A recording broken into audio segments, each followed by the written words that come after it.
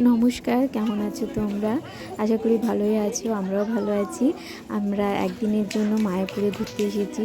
এখানের পরিবেশটা খুব সুন্দর, যদিও এখনও সিজন শুরু হয়নি, ঠান্ডা ঠান্ডা পড়েনি, তবুও আমরা ঘুরতে এসেছি। হঠাৎ করে মনে হলো যে একদিনের ট্যুরে একটু যাওয়া যেতেই পারে ধারে কাছে কোথাও। তো আমরা চলে এসেছি ঘুরতে মায়াপুরে। ঘুরে বেড়াচ্ছি রোদের মধ্যে, খুব রোদ উঠেছিল কিন্তু কিছু করার নেই। আমরা এর মধ্যে ঘুরে টুরে যাব, হঠাৎ করে মনে হয় যেন কোথাও বেরিয়ে যাই। তো দেখো আমরা কে কে এসেছিলাম, এখানে সবার ছবি দেওয়া আছে। আর এই যে আমরা টিকিট কেটে নিয়েছিলাম, খাওয়ার লাইন পড়ে গেছে, এখানে লাইন দিয়ে দিয়েছে আমাদের। আমরা গদা ভবনে খাবো, তো এখানে বসে আছি। আর এই যে লাইন এক এক করে ঢুকিয়ে দিয়েছে ভিতরে। আর এখানে বুফে সিস্টেম, প্লেট হাতে নিয়ে তারপরে যে যার মতন যেখানে খুশি বসে পড়ো। তো এখানে প্রসাদ দিয়ে দিয়েছে, এই যে আমার কুচকুসোনা খাচ্ছে, এই প্রথম এখানে মায়াপুরের প্রসাদ পাচ্ছে।